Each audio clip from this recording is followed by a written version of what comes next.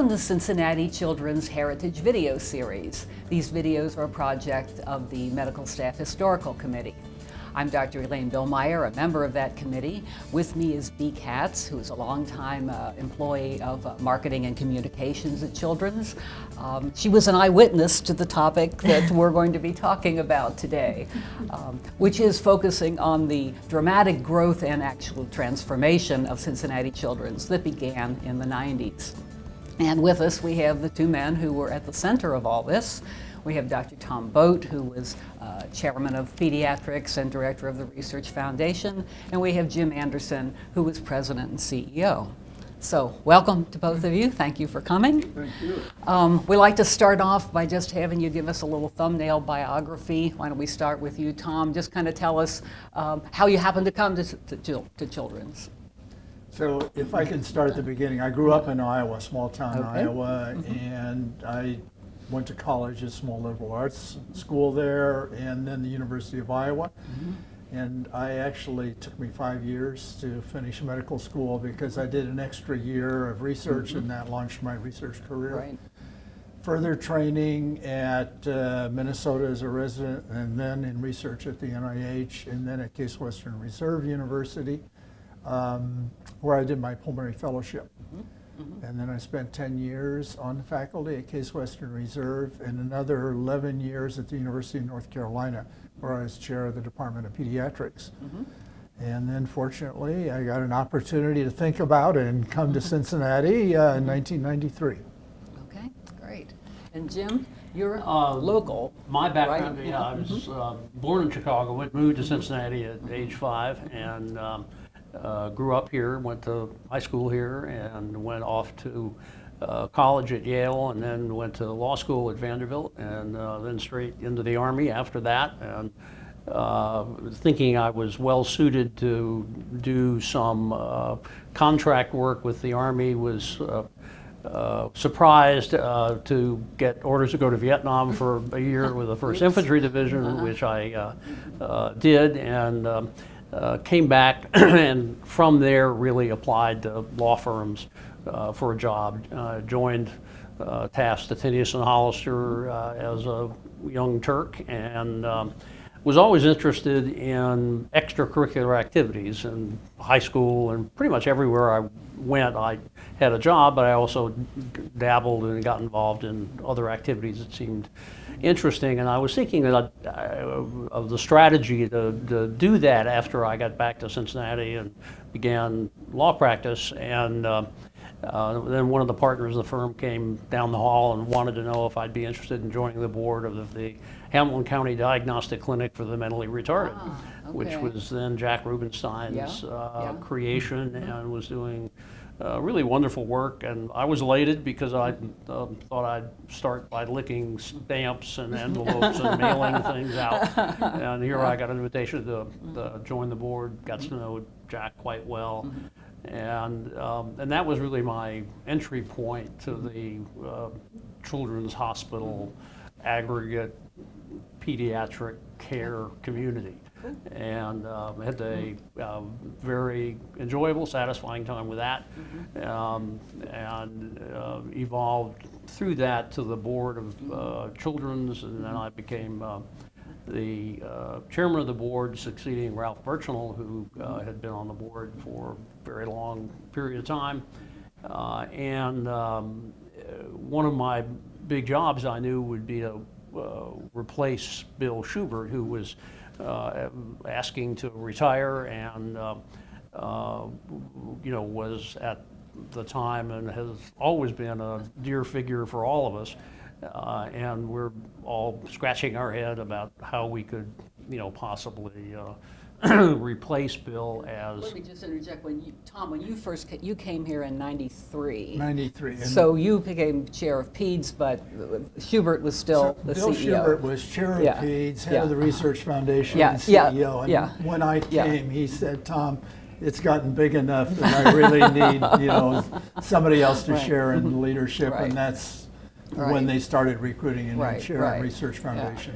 So you were, which is an interesting dimension, because all of that is absolutely true, and all of us on the board side, who were out looking for a replacement for Bill, really wanted the replacement as chair of pediatrics to be also the CEO. Oh, so you were, And we I remember wondered having about that. conversations because, with yeah. Tom in the interview process and suggesting that and saying that we're thinking about this and we hope you'll be favorably inclined, but we wanted at the outset to split the two positions so that we recruited first for a chairman of the Department of Pediatrics and chair of the Research Foundation, and then we were going to recruit for a CEO maybe 2 years later. Yeah. And you decided to split it just because, as you said, it's just gotten too the, big? From the board standpoint, we weren't sure it was not an appropriate connection and a combination to have both the CEO and chair of pediatrics be the same person. And we talked about there are no disagreements between the hospital and Department of Pediatrics that way. It's just one person, so that person would have all those inputs and could balance the interests of the institution and cause it to progress very nicely. So my bias was for whoever that might be as chairman of the Department of Pediatrics to also take on the CEO job. So I was very happy to really concentrate on the academic side. And actually, when Bill Schubert decided to step down, I said, I'm not going to throw my hat in the ring because I think that there is too much to do here. To have one person trying to steer, all aspects of the medical center activities. We were going to ask you about that whole process of choosing the next CEO, and I know you tell the story that you considered that your very important role to chair that committee, but that you lost control of the committee. And can you tell us a little about how it came to be that you were selected? And as Tom was in harness as chair of pediatrics and head of the Research Foundation, I think all of us came to the realization that this was clearly a bigger job than we thought, and putting it all together was not going to be optimal. And it, in hindsight, as we reflected on it, one wonders why we ever thought at the time that it could be done by one person, because it just had a lot of activity associated with it. And so we all kind of learned together what would be appropriate and what not. And I think we had a conversation in the beginning of the search process about whether Tom would be interested, and there were still some folks who harbored the hope that he would be, but he had the wisdom to say, "This is so much fun doing what I'm doing that I think I'll pass on the CEO job." And so that put us in a position of needing to recruit someone from somewhere. And I was board chair at the time, and I appointed a committee of the board and senior physicians and administrators to undertake the search. We hired a hotshot recruitment firm that we thought was the best in the country, most knowledgeable about this group of people from whom we would get a candidate, and launched them, and they started their work by developing a job description and also having conversations with the many constituencies that children serve to find out what they thought we should get in a new CEO. And that went on in the winter of '96, I guess it would be, in the spring. And I remember I was in close touch with the recruiters as they were doing this, called me and said kind of timidly that several people thought that I might be interested or should do it or something to open up that possibility. And I blurted out that if you can't do better than that, you ought to be fired. And there was silence at the other end, so I think I blurted too much.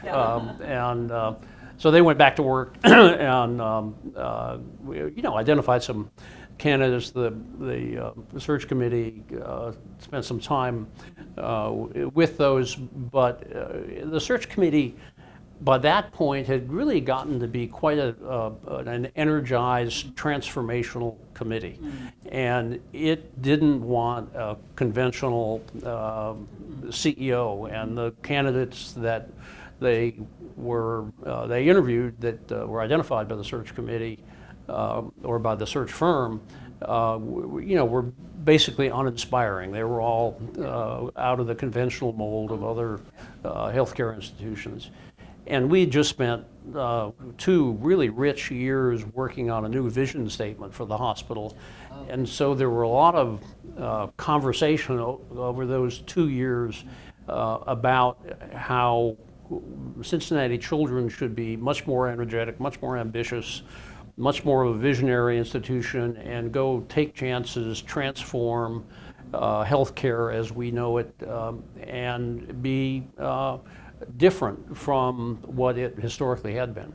And the search committee really got no confidence from the candidates that came in from other institutions that those candidates would or could lead that transformation.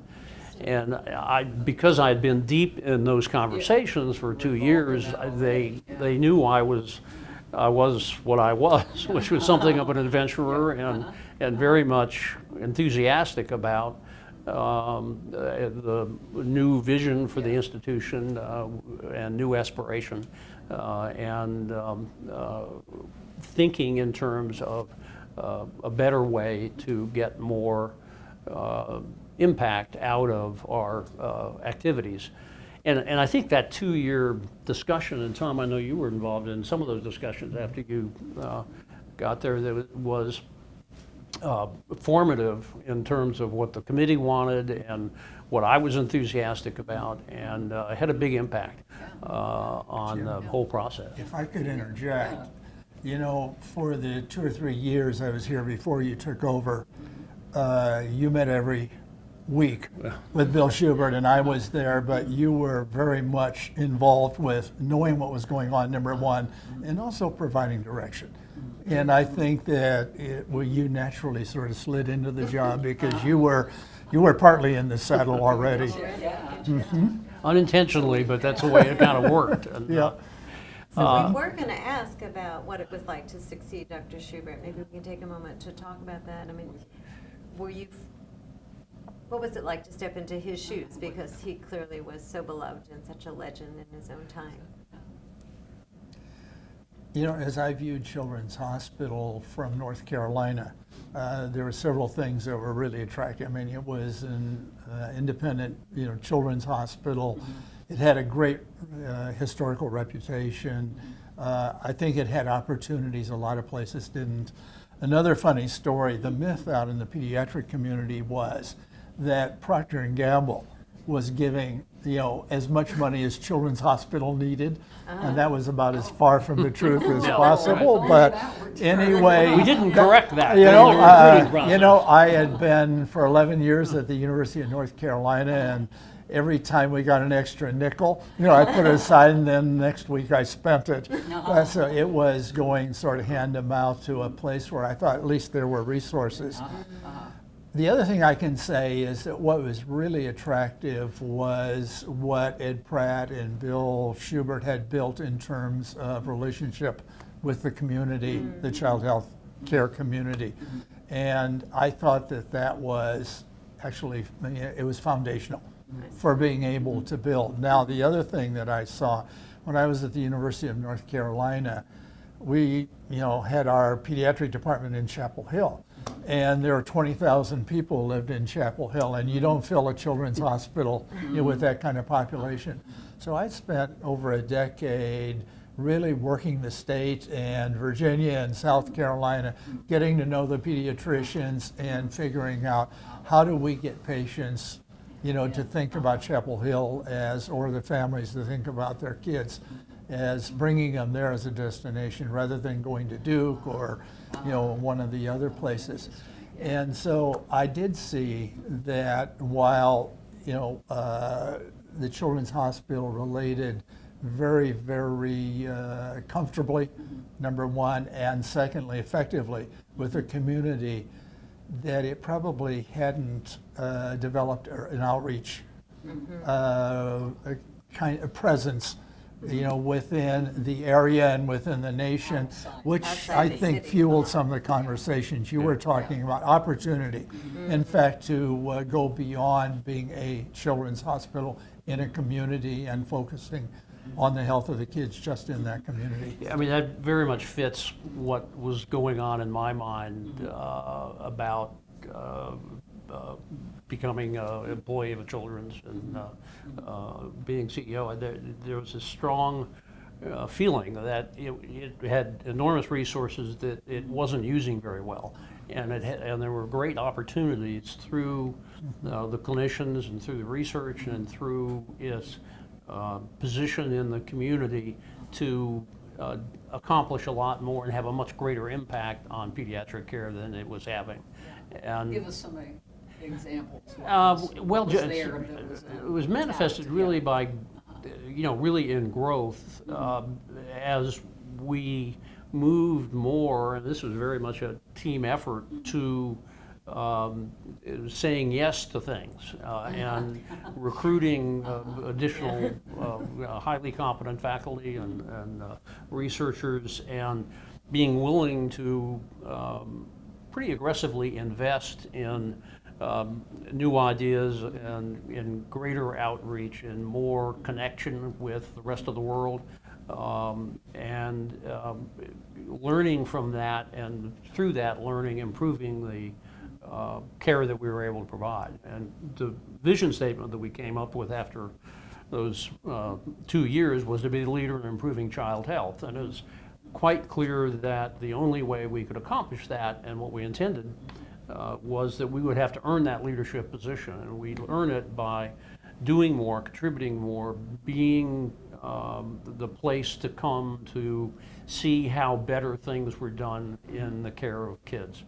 And it all rotated around how do we improve the care of kids, how do we make that learning available to the broader community in the pediatric healthcare world, and how do we build on that, having learned from that, to the next level, and continuously pursue the earned leadership role that the vision statement called us to. The vision statement was actually coined in your office area downtown before you became CEO. I remember that meeting. Yeah. And it was, everybody came together, but the excitement in the room was, yes, we can be more than we are now, and we can be a leader. And we tempered a little bit by saying improving child health, rather than we will be the leader in child health. It was probably the right statement at that time, but little did we know that we could be the leader eventually. So you both came in with obviously big aspirations for what you hope to accomplish. Can you talk a little bit about what you saw as the existing strengths and weaknesses, where the opportunities were that you knew you wanted to pursue? Say that again. How did you assess what were the strengths and what were the weaknesses? Maybe I could talk about 93, and then you could pick up from okay. there. I think that, I saw the Children's Hospital was overall well run, but when I got here in the first year, all the talk was there aren't enough sick kids in Cincinnati to fill our beds. We had probably 220 some beds, and most of the year we were running 60, 70, maybe 80%. And then during the flu season, we would fill up, but it was very seasonal. And patients were pretty much from the Cincinnati community and the surrounding region. So I think that I saw that there was a lot of growth opportunity here, and the ability to play, in a bigger sandbox, so to speak. So we're really pretty much confined to Cincinnati, is drawing patients. It's pretty much. I mean, not even I remember, Dayton or going to see in the first year. Well, I actually, in the first year, I visited all of the pediatric practices. Yes, you know, I remember in when the you came out community. to our office. Yeah. And we I went as remember far that, as yeah. Middletown, and we went to Batesville, and we didn't go very far. Yeah. I mean, you know, that was the was it. That was community it, that yeah. actually was tied to, and the relationship with Children's Hospital was very tight. And the pediatricians almost all came, and they took care of their patients, and Yeah. that relationship, as I said before, was foundational. Without that, it would have been harder to build the outreach program and to go regional and go national. Yeah. So that was Yeah. a big opportunity just to get out. Clinically, I mean, we had good clinical departments.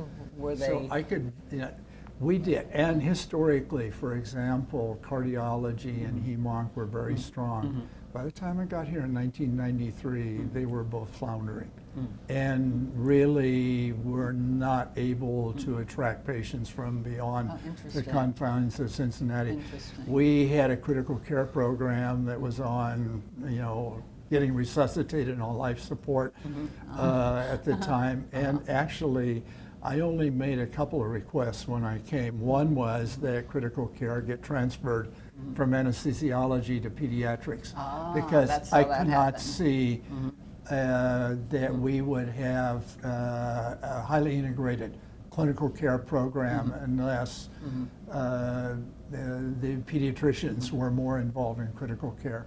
The other thing I did was request to be a member of the board. I don't know if you remember that. And that was the thing Bill Schubert said to me, Tom, can't do it right now, but we're going to work on it. and interestingly, well, a year or yeah. so later, I was asked to join. But and then when Jim came in, he invited heads of surgery and anesthesiology and radiology. But I think bringing some of the clinicians into the board created a sense of we're all in this together and we're working toward the same goal. And I think it was a very important thing. Yeah. But anyway, but- one of I saw recruitment as being very important, when I came. And the first thing we did was started looking for a head of hemonc and a head of cardiology. So, and we got Bob Arcisi and Rob Beekman to come in. But also, fortuitously, Jeff Robbins appeared in my office soon after I came, and so we were able to get him to move from the medical school over here, and obviously he's had huge impact. And so we got to start on cardiology and hemonc, and then we recruited Andy Salzman from Boston to head up, and he got some young, really good people, Rich Briley and Hector Wong, to come in and join him. And all of a sudden we had programs that people around the country said to me, wow, you did well with those recruitments right off the bat, and I think it gave us some momentum. Yeah, and from my standpoint, not having ever worked in a hospital before, having no clinical knowledge or background, didn't really know what to do in terms of taking steps to capture what I viewed as a much greater opportunity. And my work was, one, try to understand better what really went on in the hospital, and had lots of conversations that were basically learning conversations for me. But in the course of those came people with ideas about what they might do. And for whatever reason, just about all of them sounded sensible to me, and I was not concerned about being wrong on the theory that if we were wrong, we could fix it or change course. And one of the phrases that came out later in my tenure was the whole notion that you have to start before you're ready. And so I was ready pretty quickly when Tom had a new recruitment idea. I was certainly a willing partner in allocating the resources as needed to invest in additional skilled clinicians who would be so good that they could provide the strength for us being the leader in improving child health. And the consequence of that, the trailing consequence, was growth. And we always looked at taking better care of kids as the first priority, basically through better clinicians. along with research and the infrastructure to support that, and that the consequence of that, the trailing consequence, would hopefully be financial strength and financial growth, and so. And since P&G has, as we've shockingly learned, is not writing you a blank check. They were kind So- in the 30s, but not not quite so generous in the 90s. But all this depended on, Yeah. I guess, the assumption of growth to Yeah. fund Well, all it did, this. and one of the other things that was clear to me, because I had spent most of my career until then, practicing law with a lot of different kinds of businesses, and spent 4 years, in the senior management of an industrial company, was that the processes being relied on within the hospital were really awful. And they Such were, That's not as- mince words. Right. They were Tell awful. us, yeah. they were dysfunctional, and I've said many times, we were organized for gridlock, not for nimble action in response to Okay. opportunities. And so a big part of my life in that arena, in part because I understood that, certainly better than the clinical function, was to go to work on recognizing that and restructuring what we were doing in a way that would embrace much more, not just efficient processes to speed up the process, but they were efficient to do a better job of it, to get things where they needed to get, when they needed to get there.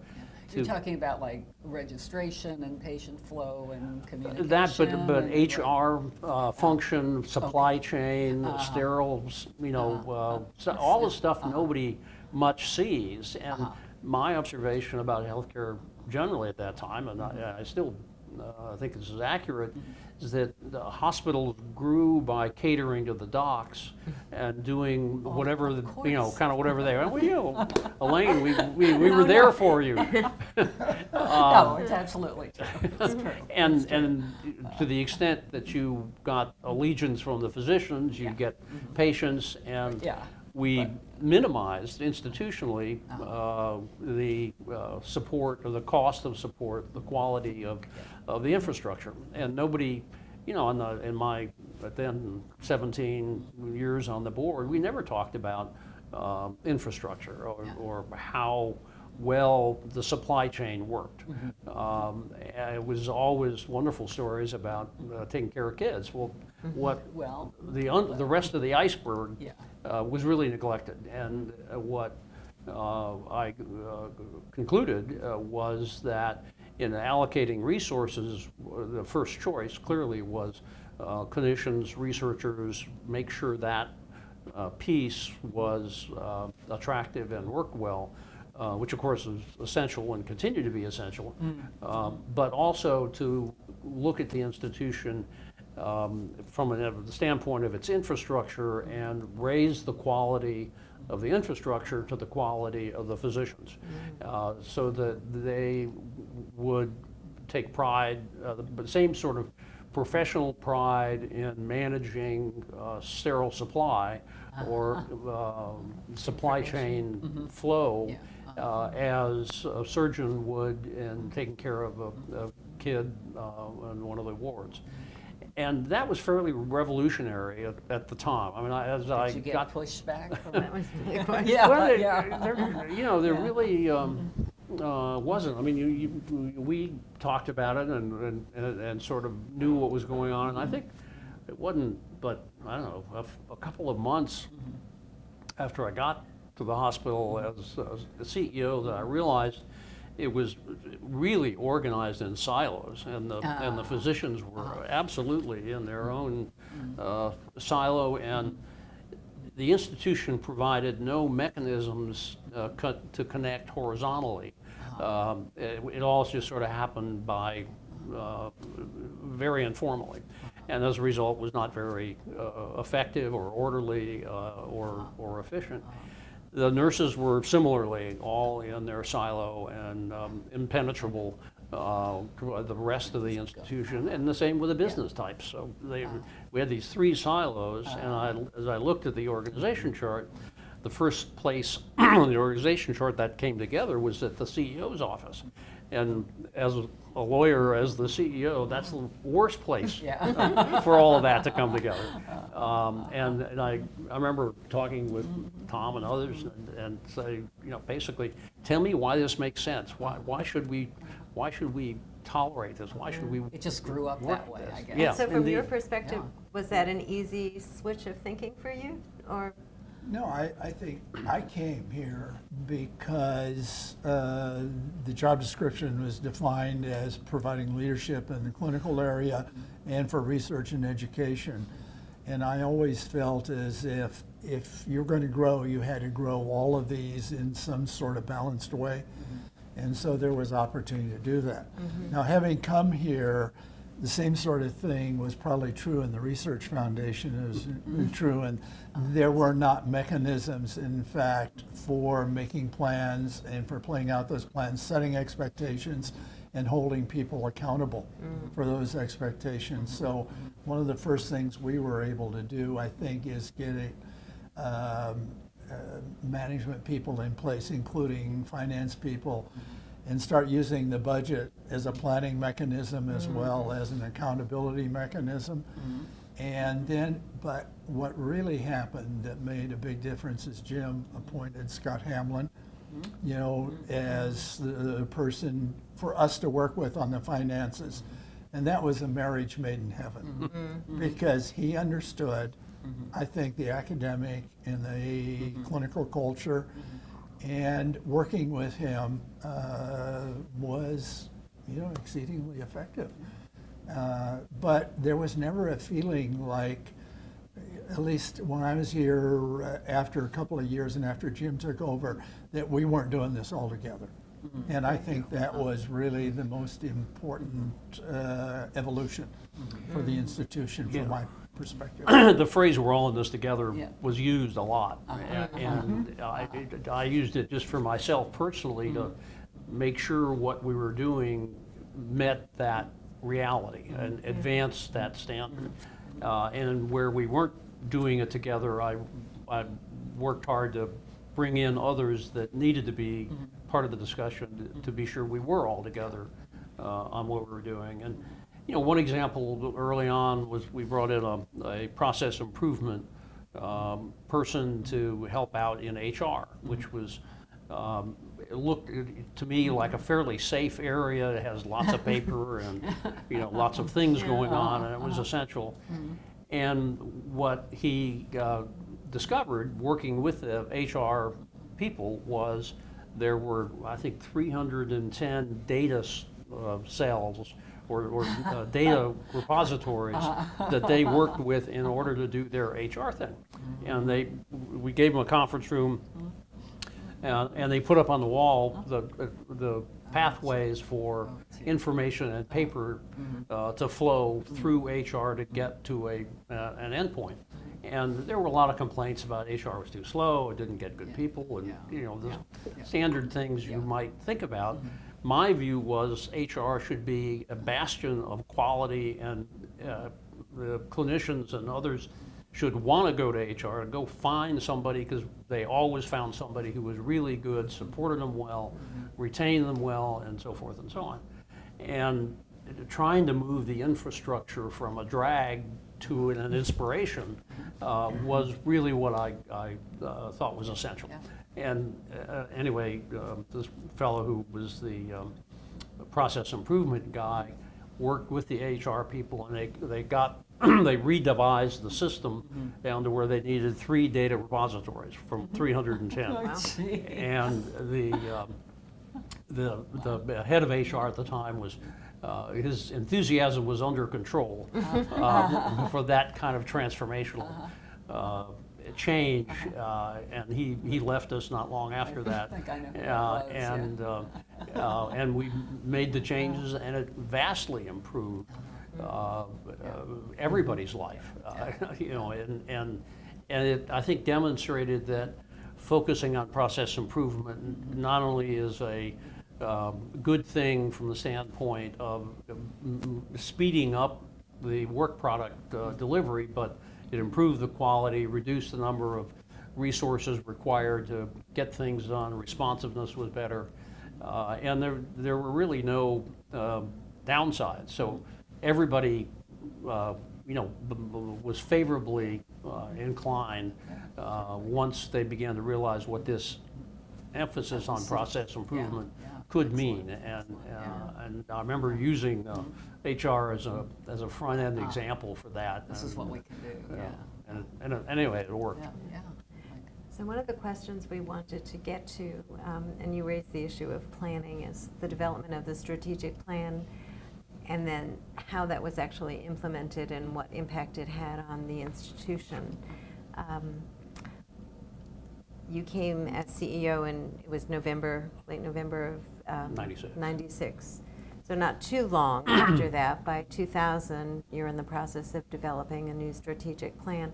What was the thinking behind that? Why was there a decision to make a strategic plan? Let me start, and then you Absolutely. you did Yeah. the hard Yes. work on it. As a board member, I had been involved in prior strategic plan exercises, which were required for the joint commissions, so that we had to have one so we could check the box and go from there. And the standard practice back then was to hire a consulting firm to come in.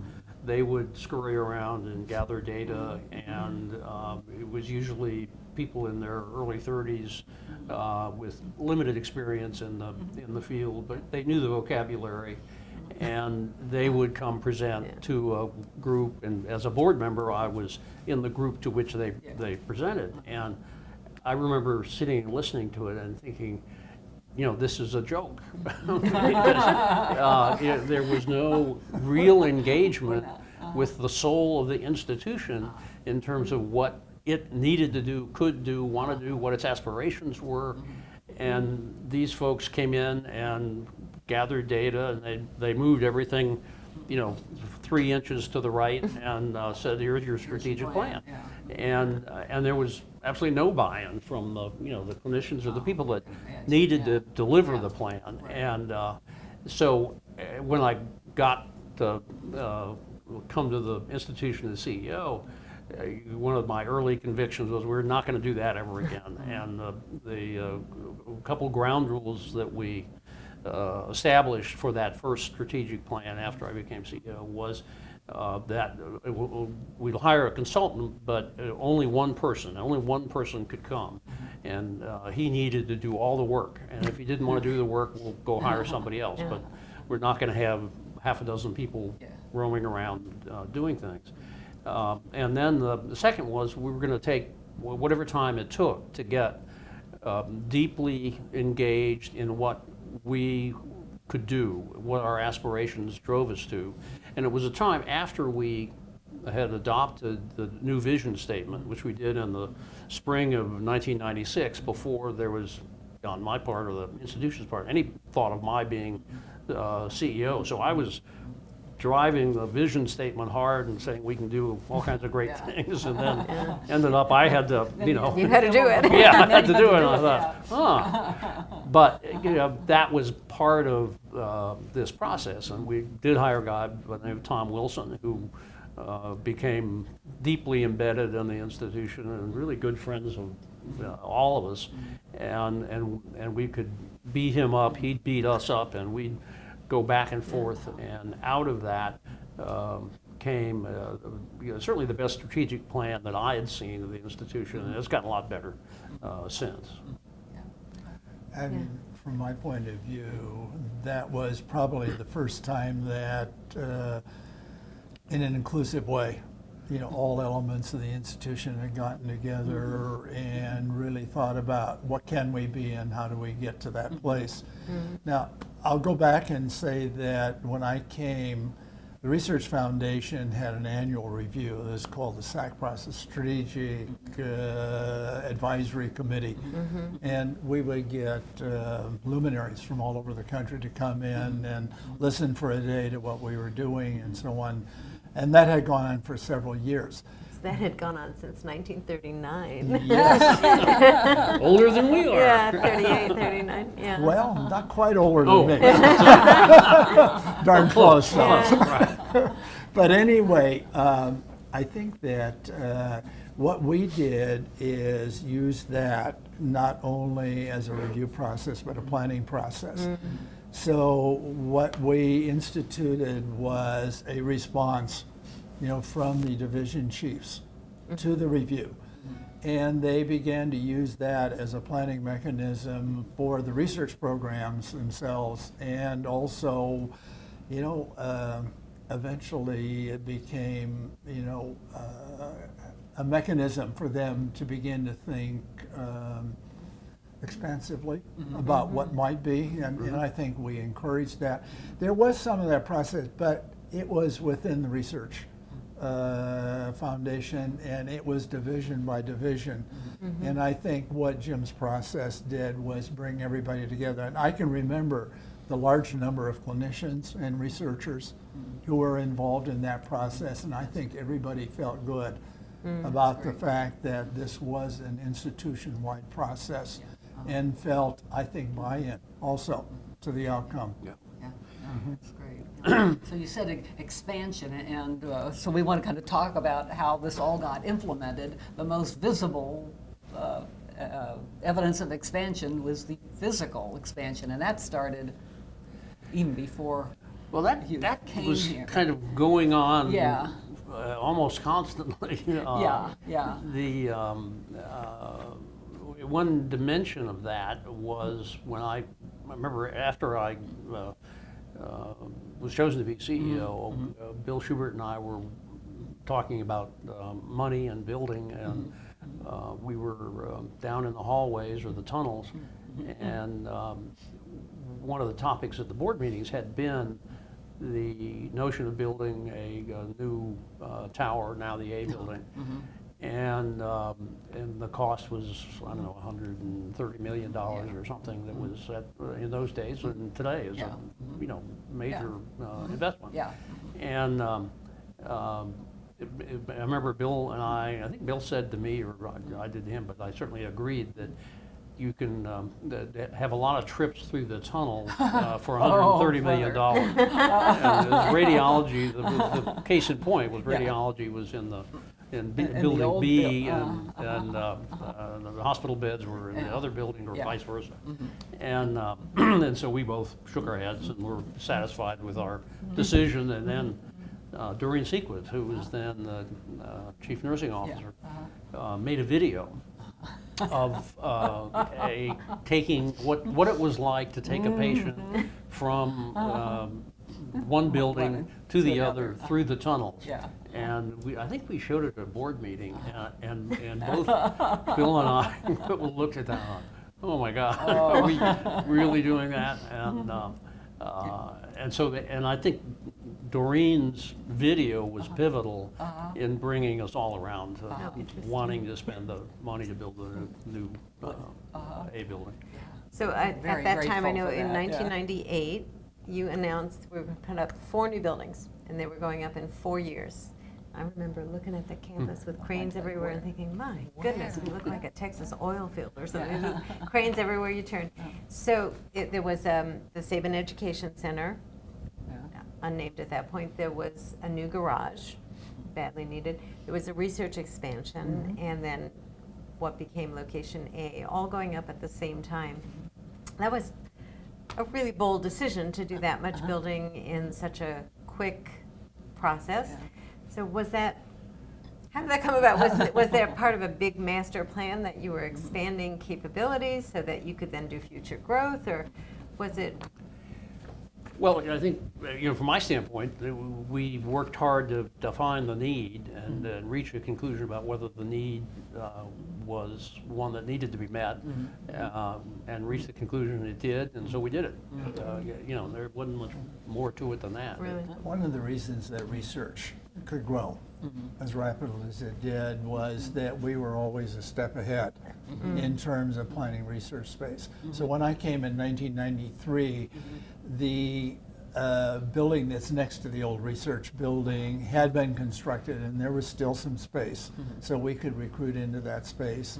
But we filled it up within a couple of years, and then began to think about expanding, and there were 2 expansions toward the rear of that building, and then eventually building S. But always, we were talking in the research committee of the board about what are the space needs. and we were tracking as a metric the number of dollars that we were generating in external funding for research per square foot. And we used sort of as a minimum 200, but when we got to 300, we said, you know, it's going to be tight. And that was sort of a go, you know, point for starting in earnest planning and then constructing the next building. But always we were a step ahead. I never felt as if we were constrained and couldn't bring somebody in who was very, you know, much needed by the institution, clinically and research-wise, because we didn't have the space. So the process worked. It worked beautifully. Well, and that was exactly my goal, is to not restrain Tom. Thank you, Jim. How nice. I never How felt nice.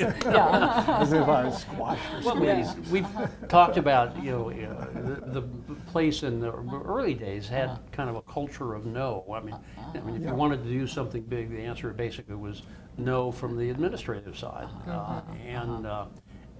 And all of my soul is a culture of yes.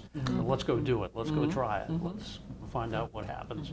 And so when I got here, all these opportunities were there, and they all looked like they made sense. And so, you know, basically we started saying yes, and you know, maybe I've repressed it, but I don't remember many yeses that I regret. And I think this is one of the reasons we were able to get really top-level leadership to come in. So my philosophy always, and Jim and Scott Hamlin and others back this up, let's get the best possible leader for a program we can, and give them the resources and give them the support they needed to recruit the people who can make their program go.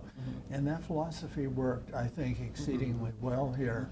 But it really was a matter of being able to attract the best talent at a leadership level for divisions, for programs. And that was true also for surgery and for, you know, radiology and anesthesiology. And it was always focused as the first instance on how can we take better care of kids? How can we advance our vision to be the leader in improving child health? And I remember discussions I had with the division chiefs about trying to for me to try to understand what's the frontier in your field? Where do we need to be? How can we advance that frontier? What do you need to get there? And there were most of the things I wish I had done better revolve around making investments sooner or larger that would advance it even more fully. And it moving the culture from a culture of no to a culture of yes took a few years, but I think it finally got there, and it was really exciting to sort of feel the broad-based enthusiasm for being able to invest in what was good for kids. The other thing I think that we did, and word got around fairly quickly in the pediatric and child healthcare communities, that when we recruited somebody and said, this is what you're going to have to work with, these are the resources, you know, we never had to say, no, we can't do that. I think, and that was different than most of academic medicine, where people were recruited, you know, with this big package, and then they came and they found out that, well, we can't do that because this or that happened. But I think that our philosophy was, if we told somebody we were going to do it, it was our job to deliver on that.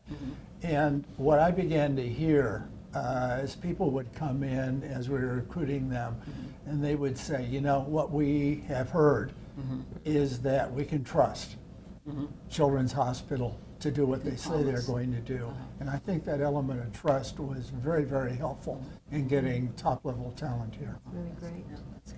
So what was the process you used for making investment decisions? I'm sure that, I won't say infinite, but I'm sure that there would have been such a wide range of things that is there as a potential that you could choose to invest in, and programs you might want to develop and grow. Did you have a Did you have a game plan? We knew we had to do this first and then go there, or did? I did, because I knew in pediatrics from my previous experience that if you didn't generate revenues in the process, that things came to a stop. And so that's why we really focused on cardiology, and we focused on cancer, and we focused on critical care. Neonatology was already pretty strong, and so that one, but they're the revenue generators, or they were at that time. So getting them in place and growing that business first, I think allowed us to, you know, have confidence to go ahead and invest in other areas. And as you know, I mean, adolescent medicine doesn't make a lot of money, and general pediatrics doesn't make a lot of money. So, but that gave us the ability then to bring in Tom DeWitt's or Gail Slapp's, and because we knew that the revenue stream was there to begin to support some of the things that children needed and families needed, but that probably wouldn't completely pay for itself. Well, one of the more cosmic observations of this evolution was, for me, and I think for others, was beginning to understand the institution as a whole, as an integrated whole, and how the pieces connect with each other, rather than this is my department, my division, and this is my budget, and there's nothing outside of that. So if you had your budget but had a compelling opportunity that had lots of ripple effects throughout the organization, we were open, not just to the discussion, but to actually making investments to make good things happen. And I think the business unit structure that we moved to pretty quickly after I got there contributed to our understanding of the impact of each division on the institution as a whole. And how did that, how was that structured? Well, and once we understood that, we could begin to tinker with all the tentacles that came out of each of the business units and get the dynamic that came out of the integrated institution, rather than being limited to the dynamic that came out of just an individual department. So anyway, the business units, it would be good to talk about, because I think that was one of the and also the embedding of business directors. You know, and all of the divisional and major program initiatives. And you didn't have that. That didn't used to exist. That was not there. No, there were secretaries who were, tracking. That was part of the neglected infrastructure. But when I first got here, I again talked to a lot of people to try to understand how the place really worked, and which I absolutely did not understand as board chair or 17-year board member. And that's when the reality of these three different silos became really apparent. And with the experience that I had running an industrial company, it just seemed like it was the opposite end of the spectrum from what worked in other organizations that I was familiar with. So I remember sitting down and suggesting that we create what we ultimately call business units that had a leadership group of a physician, a nurse, and a business person, and that they would be in charge of that unit, and they would cause those three components of the unit to be integrated, because they have to talk to each other and come up with a combined budget and go forward. And this would apply to all of the divisions in pediatrics, would apply to surgery, anesthesia, radiology, and so forth. And my original idea, which I think wisely people wouldn't let me do, was to have the leader of the business unit hire and fire and set salaries for each of the other leaders, so that if it were a nurse leader, they would be, they could fire the physician and set its salary, or his or her salary, and so forth. Or the same with most of them were physician-led. And that would not have worked. And you'd have all yes men. Well, we have that, and we would undermine the professional identity of the players that were engaged in that, and it would have been culturally disruptive in a way where I became convinced to be more negative than positive. So we never really argued that out and made a decision about it. We just started the business units and the way they worked, and I think the way they worked was really, one, good for the institution, but we were very pragmatic about how it worked, because the initial idea was that they would, the leadership group would be in control of what went on. And in pediatrics, Tom wasn't about to let that happen, nor should he. And the way it worked is it didn't really change any of the organizational structure. Pediatrics was all together, surgery was all together, and the other divisions. But what it did was to cause people to come together and meet, and I think a key part of it was we met 3 times a year, and virtually all the senior leaders of the institution were around the table. Each of the business unit people presented. They invited whoever they wanted, pretty much, from their business unit to hear the discussion. And I didn't realize it at the time, but it was an unusual coming together of the senior leadership of the institution and a division and its leadership, all within the context of the pre-existing departments, pediatric surgery, and so forth. And so we were all sitting around basically learning from each other, talking about opportunities, problems, how can I help? Again, we're all in this together, how do we make this work better, blah, blah, blah. And projects would come out of that, and I could ask IT leader to go help whatever division it was that had an IT problem. Sometimes there were nursing problems, and we get deeper involved in that. And because we had the meetings 3 times a year, and they were all very predictable in terms of timing, everybody knew that any touchy issue that came up in one meeting that wasn't resolved would come up at the next meeting. And so there was an incentive to get it resolved rather than embarrass any of us by having to rehash the same stuff at the next meeting.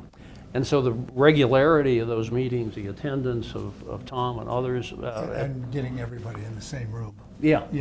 Was really very important. And the third piece was the template reporting. Everybody was asked to report, and Scott Hamlin played a big role in helping this happen, on a template form that showed 5 years back, 3 years forward, and the current year, all in numbers, so that at the beginning we could all look at the numbers, and they told a story of ups and downs and challenges. And then the numbers drew us to a substantive discussion about what the issues were, how can we help, what do you need, blah, blah, blah. And it, I think, unleashed people to do things. And again, this cultural change from ODS was on display in each of these business unit meetings, and it taught me a lot about how the place really worked. And I think it taught the attendees from the business units a lot, because they saw the body language and heard the words of all of the senior people who they otherwise would maybe never see.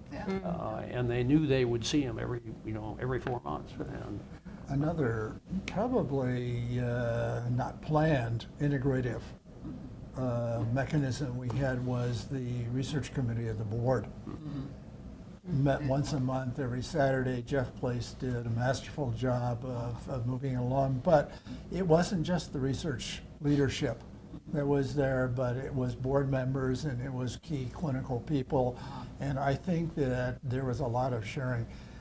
Obviously, if we were going to be one of the major destination places for child health care, innovation had to be a part of what we were known to be able to provide. Service was the other, and I'm sure next time we may get to that. But anyway, I think that those meetings often allowed people to express maybe differences of opinion, but come together in their thinking about, how does the research and the clinical dimension of what we were trying to do come together in a way that would allow us to be highly visible, number one, and clearly, the perception that what was going on at Cincinnati Children's was out ahead of what other people were doing was a key piece of being a destination program. And we can talk later about maybe some examples for that. But I just wanted to point out that the research committee of the board was very instrumental also in generating some cohesiveness. Well, and even more than that, for me, and I'd been on the research committee for, I don't know, 15 years or a long time, what was demonstrated, the level of collaboration in the research committee that was demonstrated was clearly constructive, was clearly honest, in-depth, was a model, really, that I think prevailed in the business unit discussions. That the model we had wasn't one of antagonism and adversarial push and pull. It was one of we're in this together. But where are your opportunities? What can we do? How do we develop those? What do we need to do to be better at that? And if you get everybody leaning that way, good things happen. Yeah, absolutely. Good. That's what it sounds like. I think we've reached a good stopping point. You want to add something? I would just say one thing. Yeah. I say that there were issues that needed to be dealt with when I came, but there were also some clear strengths. Oh, sure. And Yeah. let me just say that the reason I came to Cincinnati was largely Jeff Woodson. He was the first one who cornered me at a national meeting and said, "Tom, really like you to think about putting your name in the hat." And I really was not in a place where I wanted to leave Chapel Hill because a lot of good things were going on. It was a great place to live. Required a lot of negotiation, I want to tell you. I was on the other side of that. I'm sure. Jeff was, I had immense respect for him as an investigator and whatever. Was this before he was surfactant? probably the major reason that I thought very seriously about coming. My wife didn't want to come. I was going to mention that. We're very glad But she's very happy now that she did. Yeah. But anyway, Reggie Sang was David Glass. I mean, there were some really, Mike Farrell, some important leaders who really contributed in a major way to making things happen. But it was always Jeff, and I'd catch him in the hall and he'd say, "Tom, let me tell you what I'm thinking." And he was always about 10 steps ahead. Oh, yeah. And I relied on him enormously in terms of, and his leadership over the decades has been something that Children's, would not have been able, to move forward without him. It's a team sport. Yeah, it is. Apparently, yeah, definitely. So we have, I don't know, 1 million questions that we want to ask, but that'll have to wait for part 2. We'll talk about it. Thank you so Look much. forward to Thank that. you. Yeah, this is great. This See? is fun. Fun to revisit all this stuff. It is. It's kind of fun, like a reunion. All right. Good.